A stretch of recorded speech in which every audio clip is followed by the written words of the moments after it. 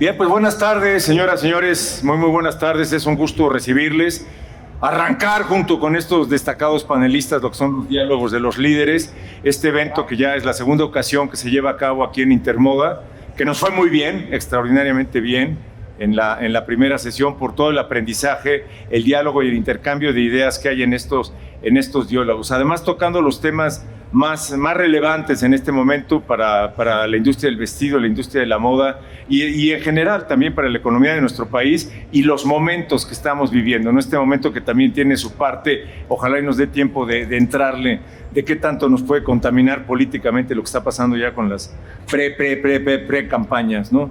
Pero en fin, el tema es hablar yo soy Pablo Latapí, soy periodista, es un privilegio que me hayan invitado a moderar estos foros, voy a estarles acompañando y es hablar esta tarde de nearshoring, esta gran oportunidad que las circunstancias, la ubicación geográfica, lo que ha pasado en los últimos meses, le abrió a México como una gran posibilidad económica hacia los Estados Unidos. Me da mucho gusto presentar a los panelistas que nos hacen el favor de acompañarnos, los voy a presentar de aquí para acá. Él es Raúl García, de Informa Market, representación en México. Raúl, bienvenido, mucho gusto. Jorge Castellanos, presidente de Intermoda. Jorge, gracias, muchísimas gracias. Raúl, Juan Porras, Juan, bienvenido. Él es expresidente de Caneintra, que es la Cámara Regional de la Industria de Transformación aquí en Jalisco. Bienvenido. Y también nos hace el favor de acompañarnos José Pablo Maguad. Bienvenido, José Pablo. Él es vicepresidente de Canaibe, o sea, el vicepresidente de la Cámara Nacional de la Industria del Vestido. Muchas gracias por estar con nosotros. Entonces, pues si ustedes me lo permiten, sean bienvenidos. Además, un honor que nos toque juntos inaugurar estos diálogos en esta edición de Intermoda. Y pues comenzamos con esto. O sea, realmente el nearshoring, esta ventana, esta oportunidad de que empresas vengan a llevar a cabo sus procesos productivos o terminarlos en territorio mexicano, aprovechando la cercanía con los Estados Unidos y después de la experiencia de la pandemia que complicó el comercio internacional, realmente es real, es una oportunidad real para México. ¿Se está aprovechando, no se está aprovechando? ¿Quién quiere responder primero, señores? Raúl, por favor. ¿Qué es nearshoring? La definición personal es la relocalización de inversiones que hoy están en otras partes del mundo y que pueden venir a México o a cualquier otro destino en el hemisferio occidental. Es una definición personal. Yo creo que sí es una ventana de oportunidad para la industria de la moda, como tú lo definiste, Pablo, no solamente la industria de fibras, textil, vestido, calzado, aquí representada por la Cámara Nacional del Vestido, sino también para la industria del calzado, que también vemos mucha posibilidad para. Yo diría que sí es una posibilidad, sí es una alternativa. Hace unas semanas José Pablo Maguad y yo estuvimos en un webinar y se bautizó así: nearshoring, ¿por qué debe ser México el nuevo unicornio exportador? Estamos hablando de la palabra unicornio que en esta mesa de moda, y así es como nos vemos americanos, como un potencial unicornio exportador. Entonces yo diría que sí. Pero esa es la pregunta, o sea, se viene hablando de nearshoring ya desde hace meses, y no es que años, y la posición privilegiada de México. Tenemos el mercado más importante de América, que es Estados Unidos, y quizá para muchas cosas el mercado más importante del mundo. Pero la verdad, o sea, se está aprovechando, y esto es considerando todo lo que es México, ¿no? O sea, no nada más el tema de una industria. Sí, por favor. Yo diría que se está aprovechando de tal manera, no sé si aprovechando es la palabra, pero está sucediendo de una manera tan potente que hace un par de semanas el Economista publicó un encabezado que yo no había visto nunca en la historia. México sobrepasa a China como principal proveedor de los Estados Unidos. Eso no había sucedido en la historia reciente. Entonces, por supuesto que es un fenómeno real que está en los números, que además lo podemos sentir en la industria, en la industria del vestido. Todas las empresas que exportamos algo a Estados Unidos estamos frente a una demanda inusitada de nuestros clientes allá, y por supuesto esto ha abierto muchos otros retos, como la mano de obra, como la correcta integración de cadenas de suministro, pero de que está sucediendo, está sucediendo. Creo que la pregunta es ¿qué tan profundamente lo vamos a aprovechar en México? Y la pregunta también es, ¿va a ser algo pasajero o es algo ya estructural? ¿Llegó para quedarse o va a ser nada más temporal? Juan. Muchas gracias, Pablo. Aquí, en el tema de qué tan temporal puede ser, yo les pondría dos situaciones muy específicas por las cuales se está dando este fenómeno, porque de repente dicen, ¿de dónde apareció? ¿Por qué se empezó a generar esto? Para mí hay dos factores muy trascendentes. Número uno, el tema de Evergreen, el barco carguero que atoró el canal de Panamá. O sea, eso colapsó por completo el tema logístico. Nos enseñó el déficit de contenedores que generó a nivel mundial. Pues es fecha que todavía no se recupera. Hubo una crisis de contenedores. Los fletes incrementaron 4 o 5 veces su valor desde Asia. Y el otro tema también muy importante fue el mismo tema de la pandemia.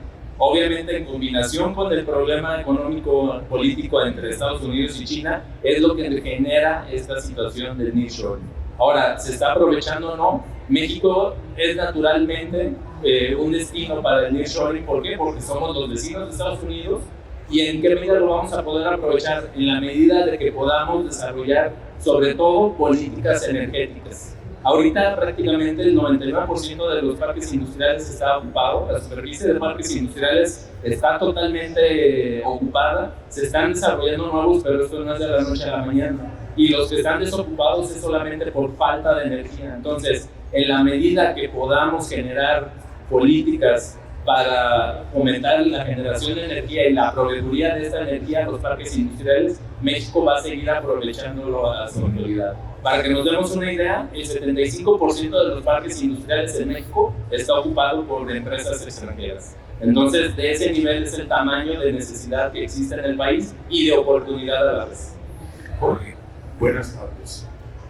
Yo voy a tomar un poquito el lugar de Pablo como moderador y quiero hacerles una pregunta a los tres panelistas. Acabo de leer que están construyendo más parques industriales, están esperando 450 nuevas industrias que vengan a México. También vi que estaba Singapur anunciando que van a venir más empresas a México. Y estoy viendo que el sector automotriz es de los más beneficiados, al igual que el electrónico. La pregunta es para ustedes, los mexicanos, ¿podemos convertirnos en exportadores o va a ser negocio de las compañías extranjeras que van a venir a México y van a aprovechar la cercanía con Estados Unidos? En mi opinión van a suceder ambas cosas. Desde luego las grandes compañías transnacionales van a aprovechar esas ventajas comparativas que hoy existen tanto por la distancia como por la situación del momento, pero también hay enorme beneficio para los habitantes de México, desde los empleados, los proveedores y los empresarios mexicanos. Creo que la cuestión estará en que estas condiciones, la disrupción de las cadenas de suministro por la crisis de contenedores, la tensión geopolítica entre China y Estados Unidos, esas condiciones van a cambiar, es decir, no van a permanecer así para siempre, van a cambiar relativamente pronto. Pero las inversiones que se hagan en este contexto, las oportunidades que se aprovechen ahora, van a durar muchas décadas. Las empresas que se instalen no son para 2 o 3 años, son para 30 o 40.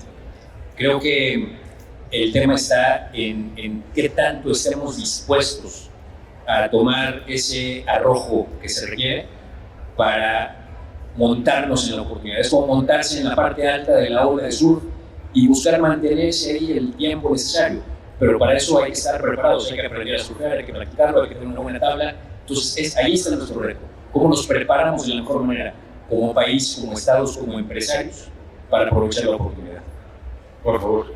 Yo contesto 2 preguntas. La primera, la que decía Pablo, si esto se llegó para quedarse. Aquí creo que los que estamos en este Expo Guadalajara sabemos que ya estaba antes. Es decir, no es una moda, porque la industria de la moda a nivel mundial cambió a partir del fenómeno Zara, del fenómeno de la pronto moda, de moda fácil. Aquí no me vas a dejar mentir. Por eso es que los periodos fueron más cortos en Estados Unidos en temas de exportación, incluso antes de la pandemia, y por eso es que se empezaron a migrar inversiones o o puntos de consumo de China hacia el continente americano. Eso fue antes del nearshoring. Entonces ya veníamos con eso, ya teníamos la tendencia del fast fashion, ya la conocíamos y los clientes en Estados Unidos estaban buscando este tipo de proveeduría.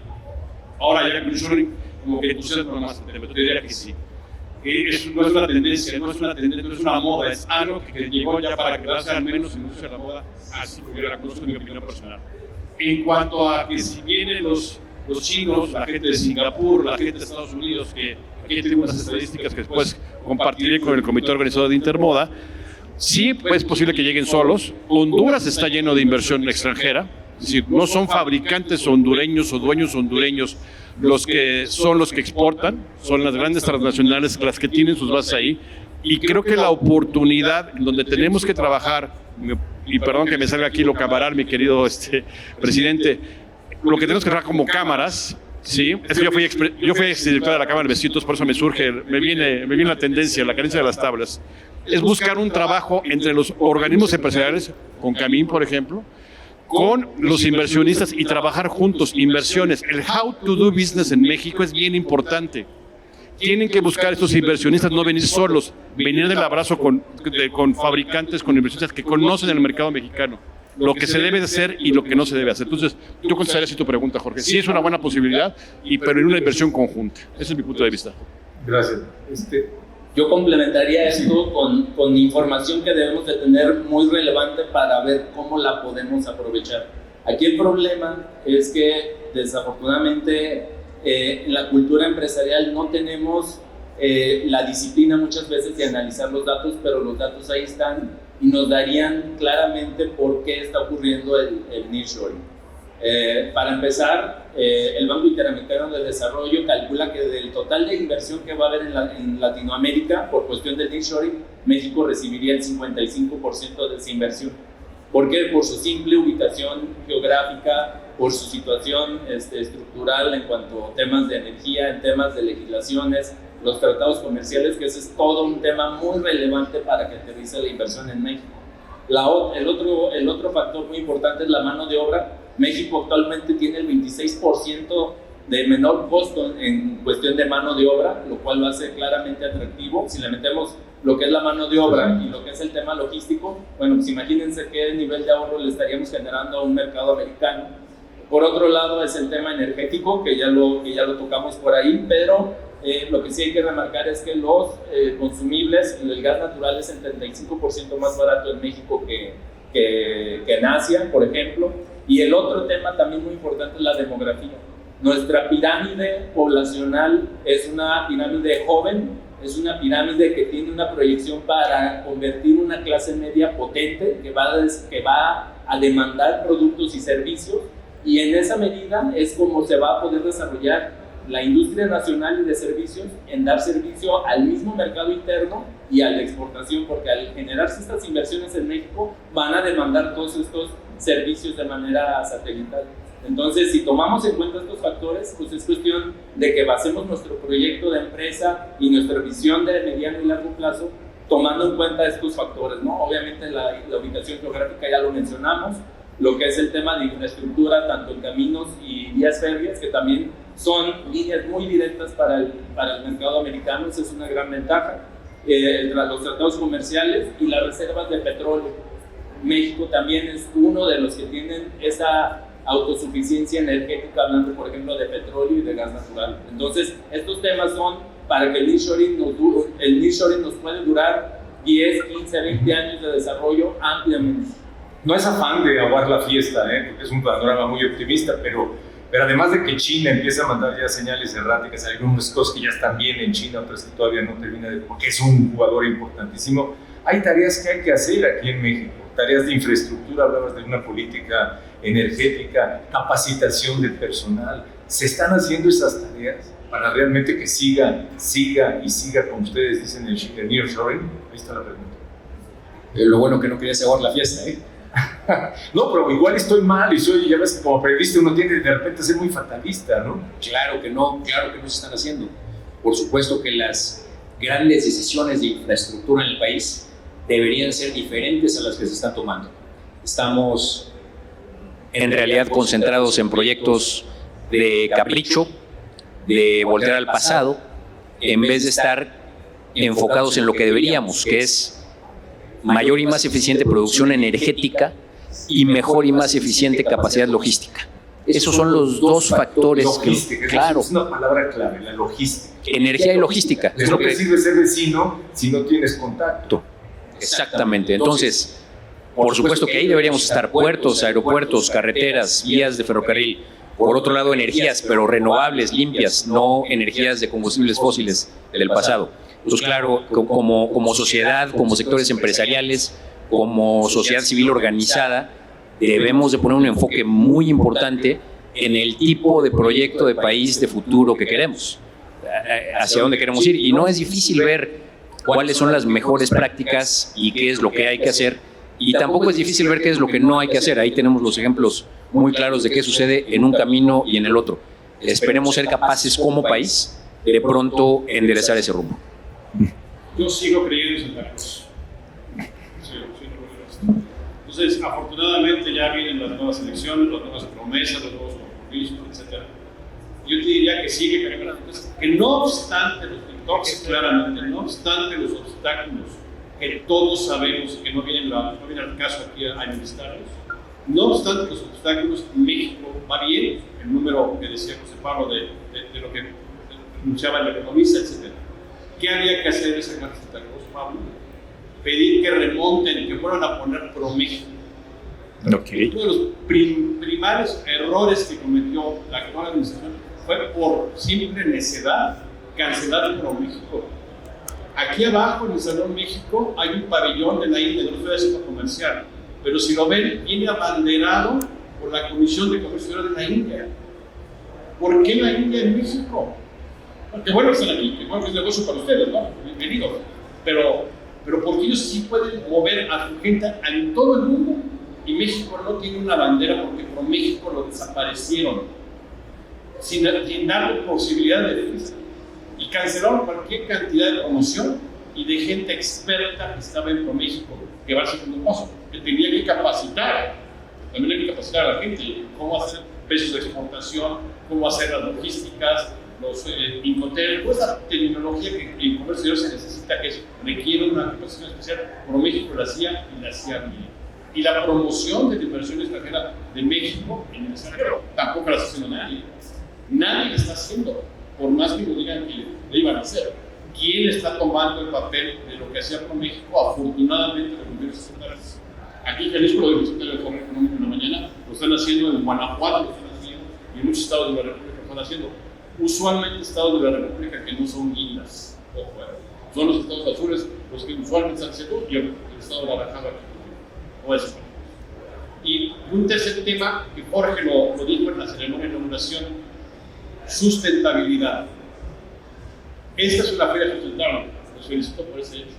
Pero a nivel mundial es una tendencia, y si el país no es sustentable, si seguimos quemando dinosaurios, ¿sí? La inversión no va a venir, y no va a venir porque su consumidor no va a querer un pantalón de mezclilla que sea lavado en condiciones no sustentables. Simplemente por esa razón. Antes, cuando yo empecé en este negocio de industria vestida en el 95, el problema era el trabajo de niños. Eso ya no existe, al menos en México no existe. Pero hoy el consumidor no va a comprar si el producto no viene de un país o de una fábrica sustentable. Ese es un reto. Es un reto que se viene hacia el futuro. Intermoda lo está tomando como bandera y creo que es un buen reto. Pues muchas gracias. Y sí, por favor, Juan, ¿querías comentar? Muchas gracias. Bueno, esto hay que complementarlo con el mismo compromiso que tiene México con la Agenda 2030. O sea, el tema de la Agenda 2030 va a ser un factor fundamental, sobre todo para las empresas globales que puedan instalarse en México y que puedan cubrir la demanda de sus principales mercados, obviamente de Estados Unidos y Canadá. Esto va a ser un factor muy importante en el tema de sustentabilidad, sin duda. Y la otra cosa es que, a pesar de que tenemos, por ejemplo, estas obras insignia que vemos que no se alinean, también vemos que hay reconsideraciones.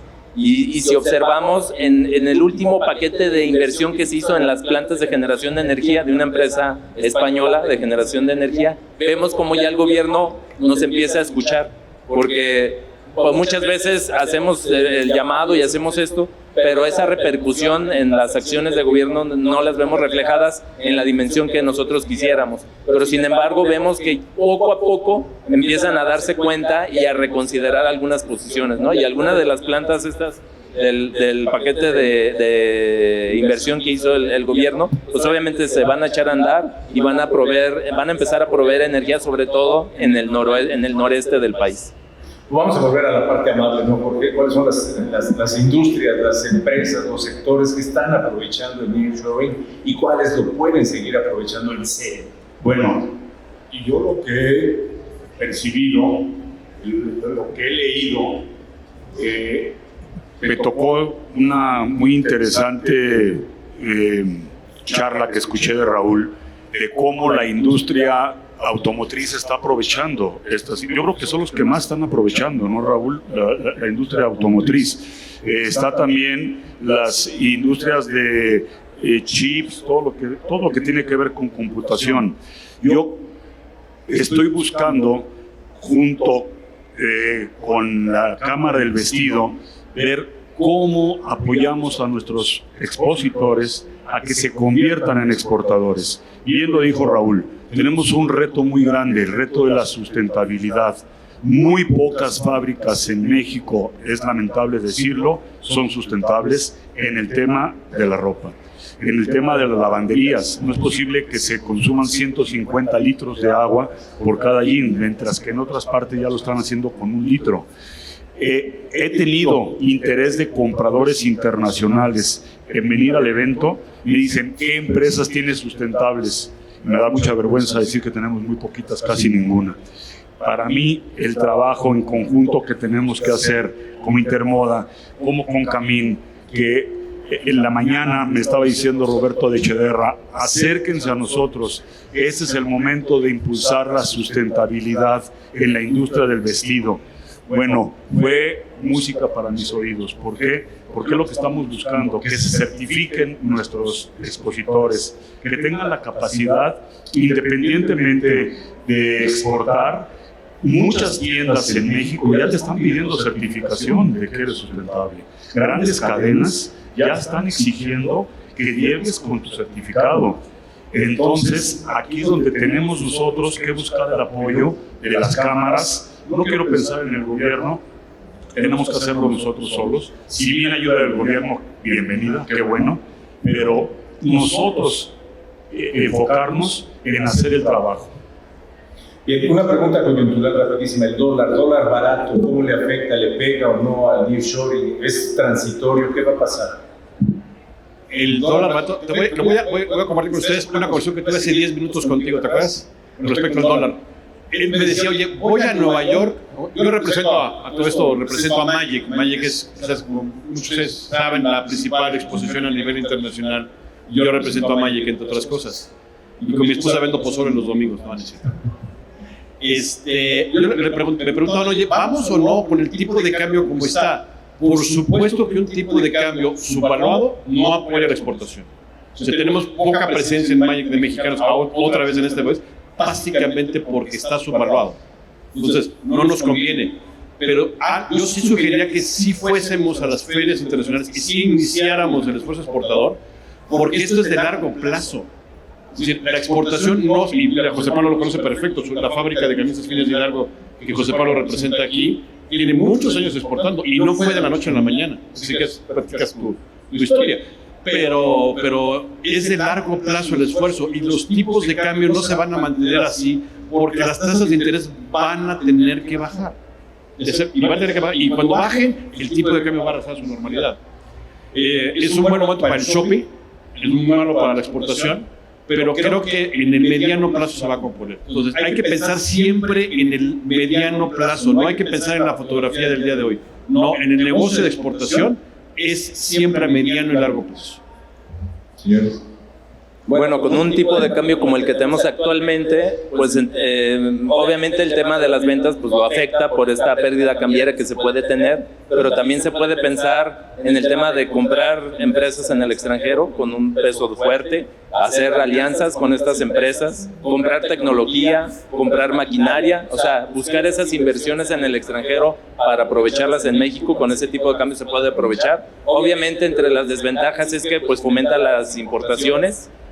Los productos obviamente llegan con un precio menor al mercado mexicano y eso no solo afecta. Nosotros cuando vemos este tema pensamos que solamente las empresas que exportan pueden tener esta pérdida cambiaria, pero no, las que proveen al mercado interno también tienen problemas porque las importaciones llegan a menor costo simple y sencillamente por un tipo de cambio. Entonces es un doble efecto tanto interno como externo cuando se fortalece el peso, ¿no? Entonces ahorita hay que pensar en estas adquisiciones en el extranjero, inversiones, alianzas y todo lo que podamos hacer para hacer valer ese peso fuera de las fronteras. Estoy completamente de acuerdo. Es la misma lógica de la toma de decisiones de largo plazo en inversión de bolsa.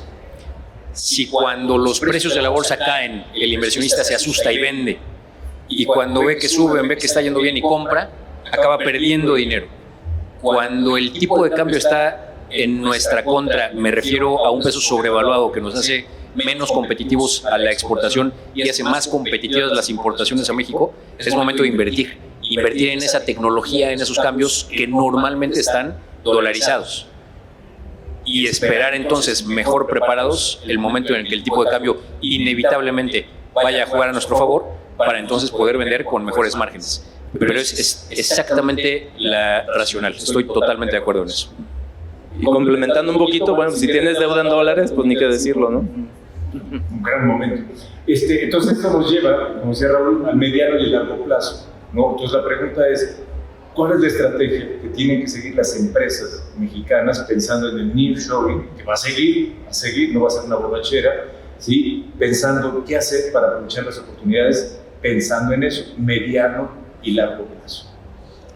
Yo les voy a compartir una mala experiencia que yo tuve en Magic, porque tuve un fabricante, no voy a decir ni el nombre ni de dónde venía, que fue a Magic, le fue muy bien. Para hacer la primera edición hizo pedidos y a los 6 meses le digo, bueno, aquí está tu nuevo contrato para tu stand.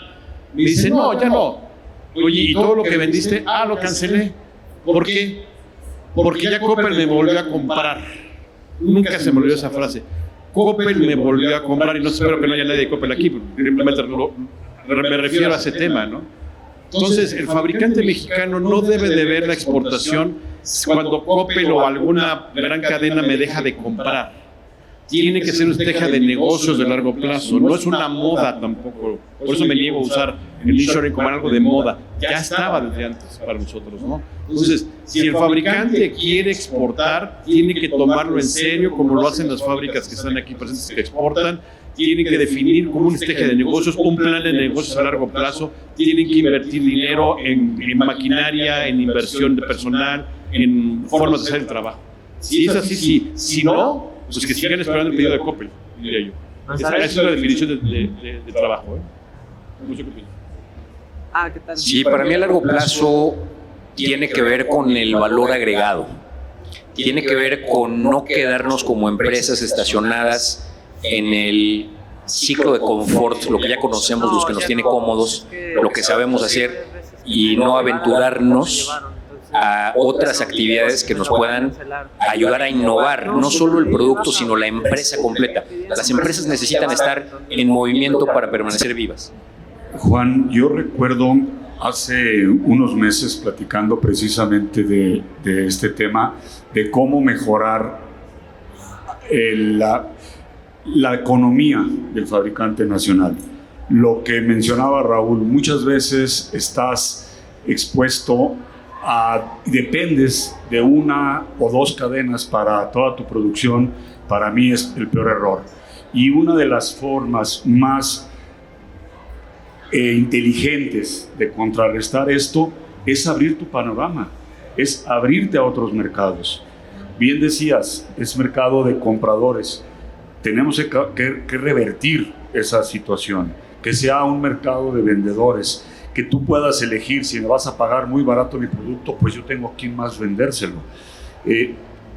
Apoyar a las pequeñas empresas para que se certifiquen y puedan pensar en exportar, en que puedan tener ese sueño, el decir, tengo como meta el próximo año exportar tanta cantidad de prendas. A lo mejor no vas a empezar con mucho, pero tienes que empezar en algún momento. Roberto Santana estaba platicando la otra vez, que es el presidente de la Cámara Nacional del Vestido Delegación Jalisco. Él prácticamente todo lo exporta y contó todas sus desventuras de cómo inició en esta aventura.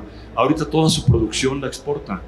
Entonces es nada más animarnos, saber que podemos y tener la decisión y la convicción de que probablemente no vas a ganar dinero en el corto plazo como tú quisieras o como estás acostumbrado a hacerlo, pero estás formando los cimientos para tener una empresa y una industria a largo plazo.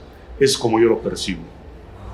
Gracias, muchas gracias. Me gustaría conocer ya finalmente, para pasar a preguntas por parte del auditorio, conocer el punto de vista de cada uno de ustedes sobre los tiempos políticos. ¿Por qué? Porque en teoría las precampañas arrancarían a finales de noviembre. Sin embargo, esto ya arrancó, ya estamos en las precampañas. ¿Qué tanto puede contaminar en este momento el ambiente político todo este movimiento de nearshoring en nuestro país? Que empiece la cámara del vestido, ¿no? No sé. Yo creo que no veo que lo pueda contaminar. Al contrario, lo puede fomentar, porque todos estamos esperando un cambio, sea el partido que quede, Uh-huh. Y sobre todo lo que dijo José Pablo en su discurso, ¿no? Que se fomente la seguridad jurídica. Tú lo mencionaste en tu discurso en la mañana. Ese es un tema, ese es el mensaje más importante, que no importa qué candidato vaya a llegar, que le diga a los inversionistas extranjeros y mexicanos que las reglas del juego no van a cambiar por capricho o por ocurrencias, ¿no? Entonces, ese es el mejor mensaje. Siguiente mensaje es también hablar con los diputados. Me encontré a Manuel Herrera el viernes en México, es diputado aquí del estado de Jalisco, y me comentaba que también en la Cámara de Diputados van a hacer un panel de nearshoring. O sea, es un tema que también a los diputados aparentemente les está ocupando, no sé si por moda o por alguna razón, pero también lo van a atender. Bueno, que se hagan cambios que hagan cambios legislativos que puedan de alguna forma fortalecer esa seguridad jurídica. Y tercero, que la gente que está a cargo de la Secretaría de Economía, que para mí en ese sexenio ha pasado desapercibida, no sé si en las cámaras lo vean así, pues que sea verdaderamente gente profesional, gente que haya trabajado, gente que haya pagado un sueldo, gente que haya puesto una maquinaria para que verdaderamente sepa lo que es sudar un peso y lo pueda fomentar y nos pueda ayudar a todos los demás, ¿no? Eso para mí sería el mensaje. Pero no creo que contamine, al contrario, puede dar un impulso. Jorge. A mí lo que me da optimismo es escuchar que las plantas que están instalándose en México están buscando proyectos para 20, 30 años. Eso me da tranquilidad, porque independientemente del gobierno que ocupe el próximo periodo, no pueden cerrar los ojos a la entrada de dinero, a la entrada de divisas. Tú puedes tener X cantidad de programas sociales, caprichos en algunas ocasiones, pero al final la economía depende muchísimo de nuestra cercanía con Estados Unidos. Y eso no puede desaprovecharlo el gobierno, y por eso considero que no debe de afectar de manera significativa el que más empresas vengan a México a instalarse pensando en los próximos años. Gracias, Jorge. Juan. Sí, Pablo, en mi opinión es una gran oportunidad, no es un riesgo de contaminación, es una gran oportunidad, porque cuando tienes oportunidad de sentarte a platicar con tu candidato, cuando te visita en tu colonia. Uh-huh. Y entonces ahorita, si estamos en campaña, es momento de, a ver, chaparrito, chaparrita, siéntate aquí en la mesa, te voy a explicar cuál es la situación de la industria, cuál es la situación que está prevaleciendo de negocios en el país, cuáles son las necesidades, qué es lo que nos está afectando, y dinos qué puedes proponer al respecto, y comprométete.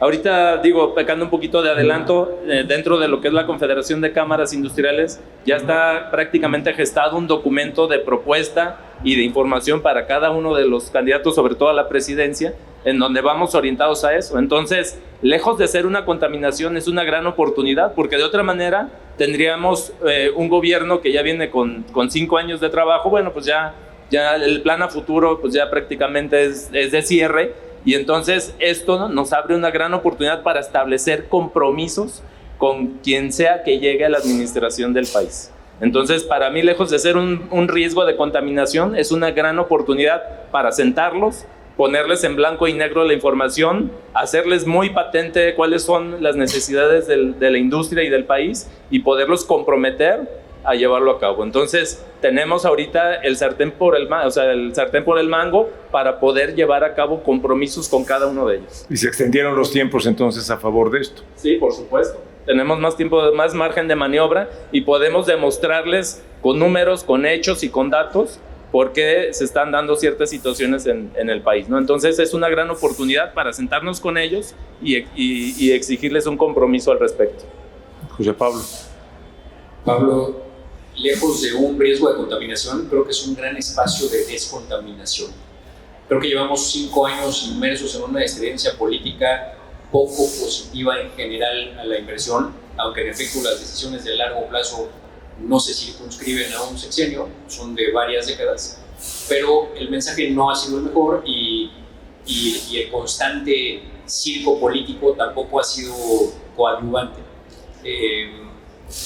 Lo que venga es mejor que eso en términos de mensaje, y ante lo que parecía una historia preescrita y predecidida, surgió recientemente un fenómeno que nadie esperaba, que nadie vio venir, y que me parece mejora las condiciones, sea cual sea su resultado final, mejora las condiciones de la competencia, mejora el nivel de diálogo y de la discusión, y nos da como sector privado un muy buen espacio de conversación, de interlocución con candidatos de todos los niveles, porque vienen diputados federales, senadores, muchos diputados locales, muchos presidentes municipales, varios gobernadores. Entonces hay una enorme cantidad de campañas políticas en el 24 que van a dar esa oportunidad, y que me parece van a estar orientadas de una manera más positiva a la inversión privada, al sector económico, a la generación y mejora de empleos, de lo que hemos vivido en los últimos años.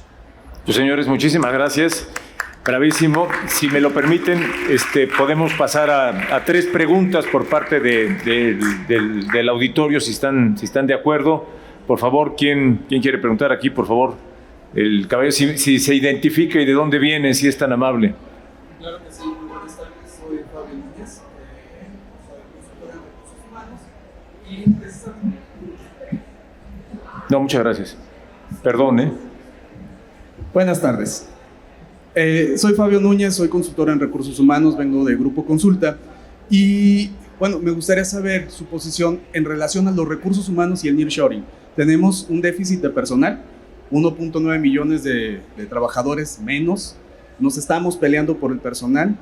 ¿Qué vamos a hacer para poder alcanzar ese nivel de calidad de trabajo que se requiere ahora? Bueno, pues está muy sencillo. Ahorita tenemos un déficit de ese tamaño, pero obviamente lo que va a pasar es que se van a erosionar los de menor valor agregado. O sea, los empleos que menos pagan van a tener esa tendencia a desaparecer, y a que se fomenten las inversiones en automatización para poder suplir esa demanda. Si aquí tenemos 1.1 millones de vacantes, en Estados Unidos estamos hablando de más de 11 millones de vacantes. Entonces, imagínense lo que significa en términos de nearshoring esa oportunidad para México. O sea, Estados Unidos tiene 11 veces más falta de mano de obra que nosotros. Y además de la erosión de las menores percepciones, también me parece que va a haber un trabajo muy interesante por parte de las empresas para volverse empleadores más atractivos a las nuevas generaciones. Es decir, sucede que necesitamos cambiar el discurso, necesitamos cambiar la oferta laboral que le hacemos a los jóvenes, que ya no encuentran atractivo un esquema de trabajo como el que sucedía hace 10 o hace 15 años, y ahora necesitan diferentes estímulos, diferentes perspectivas de desarrollo, entienden la vida de diferente manera, tienen otras metas. Entonces, como empresas, inevitablemente nos tendremos que transformar para volvernos empleadores más atractivos y atraer a esas personas que no es que no estén, ahí están, simplemente que los trabajos no están siendo lo suficientemente atractivos para que tomen el empleo. Raúl.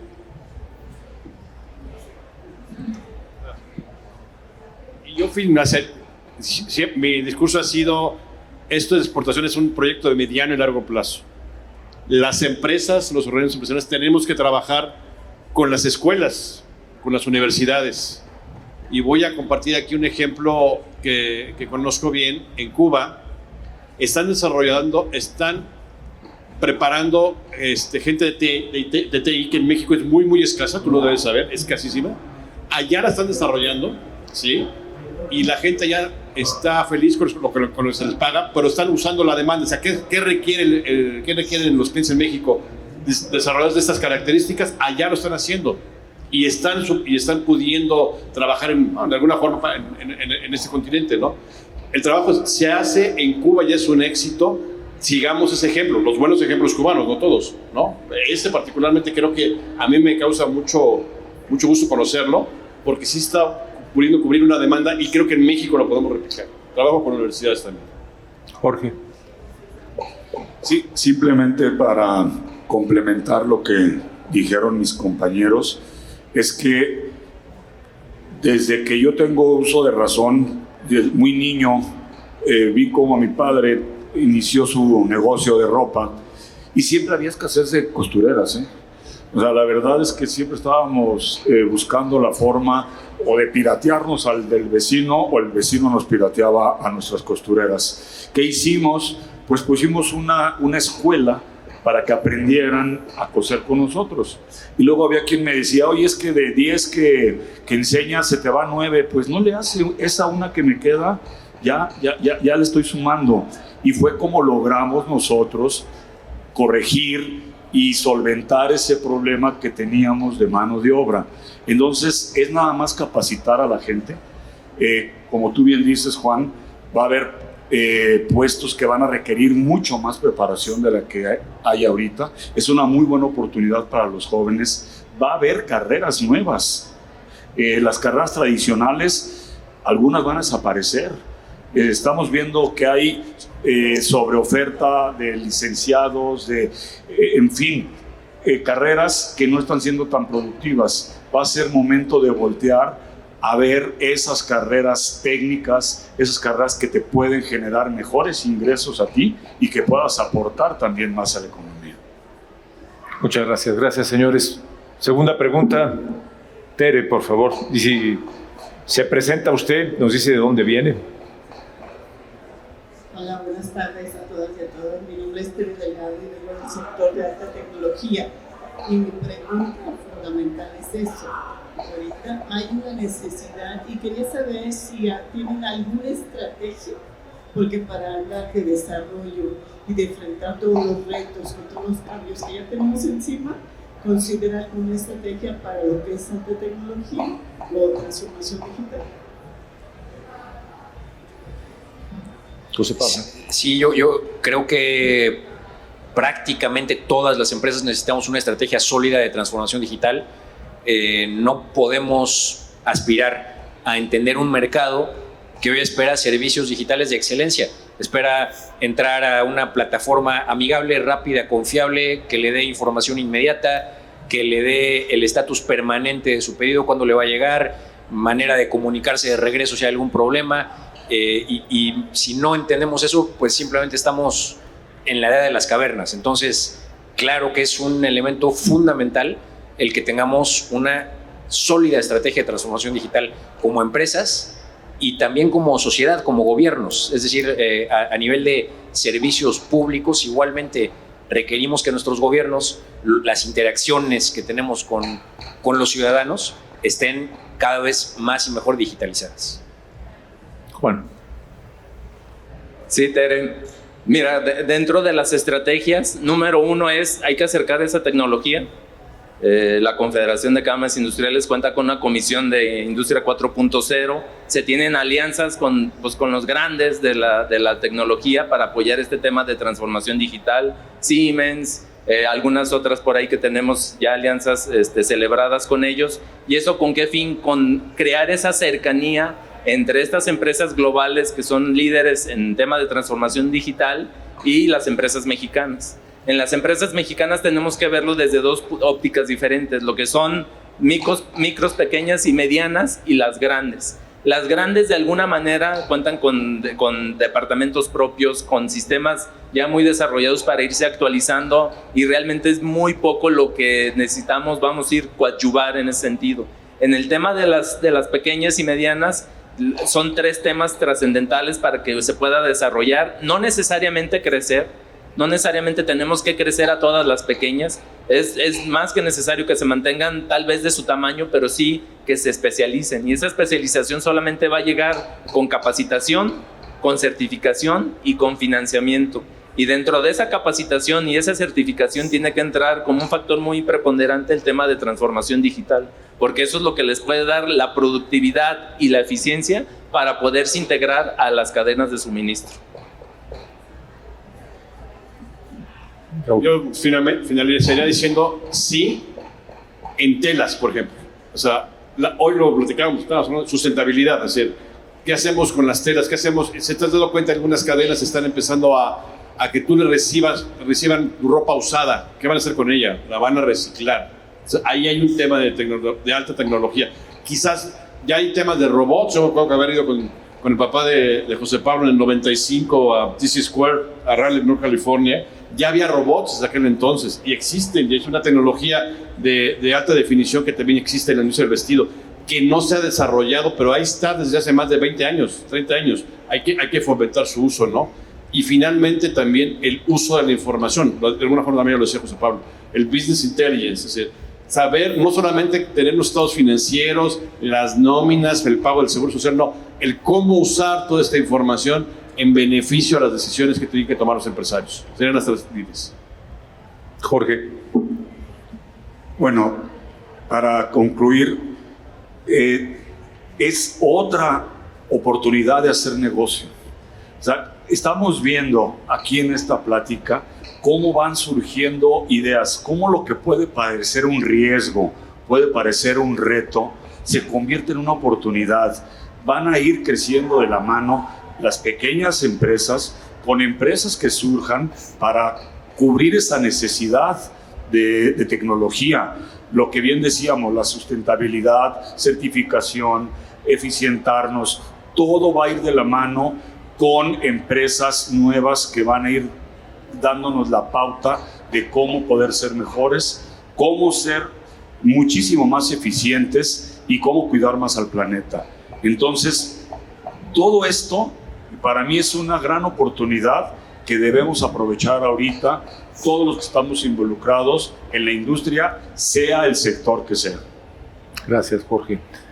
Pregunta final, por favor. Su nombre, si es tan gentil. Hola, soy Marta Navarro, reportera de Corte Índigo, y bueno, hace una semana salió un reporte de la organización Acción Ciudadana frente a la Pobreza que señala que hasta el 70% de los trabajadores de la industria de la moda en México ganan menos de 8,600 pesos mensuales. Eso no da para que sobrepasen el umbral de pobreza los trabajadores de estos espacios. ¿A qué se debe de comprometer la industria de la moda mexicana para que dejen de existir estos trabajos tan precarizados? Si es que, como lo mencionan, tiene muchísimo potencial para pues tener un dinamismo importante en la economía mexicana. Gracias. Gracias. Bueno, de lo que comentábamos ya hace rato, el mismo mercado va a erosionar todas esas posiciones. O sea, ante la demanda de colaboradores, tienes la necesidad intrínseca de aumentar los salarios y de mejorar las condiciones, mejorar los horarios, las dinámicas incluso. Ahora ya con la regulación que tenemos del trabajo en casa, bueno, todas estas situaciones de bajos salarios, naturalmente el mismo mercado las va a eliminar, y las mismas empresas se están dando cuenta que no es que las condiciones de mercado ya no les dan para poder hacer este tipo de contrataciones, ¿no? Entonces puede ser que sea una preexistencia, es algo que las condiciones del pasado vieron como una información al día de hoy, pero ten la seguridad que a partir de todos estos fenómenos de los que estamos hablando, como nearshoring, el mismo offshoring que le están llamando, o el reshoring, todo esto nos va a ocasionar que los puestos de menor percepción van a tener a desaparecer y van a mejorar los salarios, van a mejorar las prestaciones, van a mejorar los ambientes laborales naturalmente por mercado, ¿no? Aparte, bueno, pues se trabaja de la mano con la Secretaría del Trabajo para impulsar todo este tipo de iniciativas, ¿no? Y ahí tenemos, por ejemplo, el programa de jóvenes trabajando por el futuro, pues ha generado que llegue personal con mejor capacitación después de haber tenido una experiencia previa en las unidades económicas ya en la realidad, ¿no? Que no llegan solamente con una parte teórica, sino que ya tuvieron una parte de aplicación de esos conocimientos. José Pablo, no sé, perdón, Jorge. El dato que mencionas me sorprende. No sé en qué estado de la República se esté pagando ese sueldo, pero te puedo decir en mi experiencia y en los fabricantes que yo conozco, están pagándose mejores sueldos. ¿Por qué? Por lo que dice Juan. Si no pagas mejor, se te van a ir. O sea, ese es sencillo, es la oferta y la demanda. Qué bueno que esté ocurriendo eso, porque es muy necesario que mejoren las condiciones de los trabajadores en México. Para mí, esa es una de las mejores noticias. ¿Por qué? Porque lo que todos buscamos es que haya menos pobreza en el país, es evidente, y la única forma de lograrlo va a ser generando mejores empleos, preparándose. También, si tú no tienes la capacidad y no tienes la preparación para ejercer X tarea, pues te vas a tener que preparar. Aquí es donde van a entrar en función las cámaras, las mismas empresas, en cómo capacitar a su gente para que no se les vayan primero y segundo, para que tengan mejores ingresos. Gracias. Yo recuerdo mis épocas en la Cámara del Vestido y creo que ese dato pudiera ser correcto, nada más que no es completo, porque la mayor parte de los fabricantes en México y en el mundo pagan variable. Es decir, ese sueldo que es muy similar al fijo, al mínimo, te lo puedo comprar, pero lo que no es, seguramente no está en ese reportaje, y tú me podrás contradecir, mi querido José Pablo, es que hay variable. O sea, a la gente se le paga por volumen de producción, por alcance de metas. Esa es la forma en que se le paga en esta industria al sector. Lo digo bajo ese conocimiento que tengo. Dos, coincido también con lo que se mencionó en cuanto, incluso una de las ventajas del nearshoring es el TEMEC, y no solamente la parte arancelaria, y no solamente la parte aduanal, ni las reglas de origen. Hay una reforma en el TEMEC de hace 4 años que establece una regulación en la parte laboral. De lo poco que se reformó en el TEMEC, tiene que ver con la parte laboral. Entonces, hoy más que nunca, sobre todo tu comprador en el extranjero, no te va a permitir que pagues salarios de hambre. ¿Por qué? Porque hay una regla en el TEMEC. ¿Por qué? Porque si no, los sindicatos en Estados Unidos van a protestar. ¿Y por qué? Porque así tenemos una ventaja contra el lejano oriente, que probablemente allá sí paguen este tema, pero no tienen un TEMEC, ¿no? Ese sería mi punto de vista. Bueno, me gustaría complementar esa parte. Dentro de las disposiciones que menciona dentro de lo que es el TEMEC, el Departamento del Trabajo de Estados Unidos tiene la autonomía para supervisar el tema laboral dentro de las empresas exportadoras. Y no solamente la empresa que exporta, sino también a sus proveedores. O sea que tú, siendo un proveedor de una industria que exporta, estás sujeto a que tu cliente que exporta a Estados Unidos cumpla con las regulaciones. En caso de algún incumplimiento, se tiene un veto esa empresa, y no solamente la empresa, sino sus proveedores. Entonces es un efecto triple, porque no solamente es la empresa que está exportando, sino sus proveedores, y como normalmente esos proveedores son transversales del sector en cuestión, va a frenar las exportaciones de varias empresas que incluso no tendrían nada que ver con el problema de origen, ¿no? Entonces, esto es de lo que está plasmado en el TEMEC. Para el 2023 creo que traen un presupuesto de $180 millones para supervisión de empresas mexicanas exportadoras, que realmente es muy poquito para el universo de empresas que tenemos, pero cada vez este presupuesto va a ir creciendo más y va a tener un alcance muy significativo, ¿no? Y cuando menos ya se está dejando el precedente en todo lo que es industria de exportación. José Pablo, por favor. Es una pregunta bien profunda, bien compleja, y no tiene respuestas sencillas. Porque evidentemente todos queremos y a todos nos conviene que los ingresos de las personas suban. Pero supongamos que hay un gran pacto nacional y la industria del vestido se compromete a no pagar ningún sueldo menor a los 8,600 pesos. Y eso implica que por competitividad en el mercado internacional se pierden 100,000 empleos. ¿Qué queremos? ¿Solo pagar arriba de 8,600 y no tener ninguno por abajo? ¿O un camino más complicado, de más largo plazo, de ir construyendo esos desde abajo a través de valor agregado, mayor competitividad e innovación de las empresas para que sean capaces de encontrar esos nichos que permitan pagar cada vez mejores sueldos? Si una parte la va a ir corrigiendo la oferta y la demanda del mercado, aunque no es perfecta, otra parte la va a ir corrigiendo la regulación, aunque no es perfecta, pero específicamente a qué se tiene que comprometer la industria del vestido y cualquier empresa en México. Primerísimo que nada, cumplir con la ley, a pagar todos sus impuestos, a darle prestaciones completas a todos sus trabajadores, a no pagarle a nadie por debajo del salario mínimo profesional que corresponda, a pagar de manera correcta horas extra, vacaciones, etcétera, a cumplir con sus obligaciones ambientales, laborales, de seguridad e higiene, etcétera. Y necesita que el gobierno se asegure de que eso se cumple por parte de todos, porque el problema es que si la industria privada se compromete y cumple con esas obligaciones, pero se enfrenta en la arena del mercado a competencia que no las cumple, ya sea extranjera o nacional, me refiero a competencia que no está pagando seguro social, que no está pagando impuestos, que se está robando la luz, que está contrabandeando mercancías, entonces contra eso no puede competir una industria privada si no tiene ese respaldo en Estado de Derecho de su gobierno. Entonces, ¿qué necesitamos?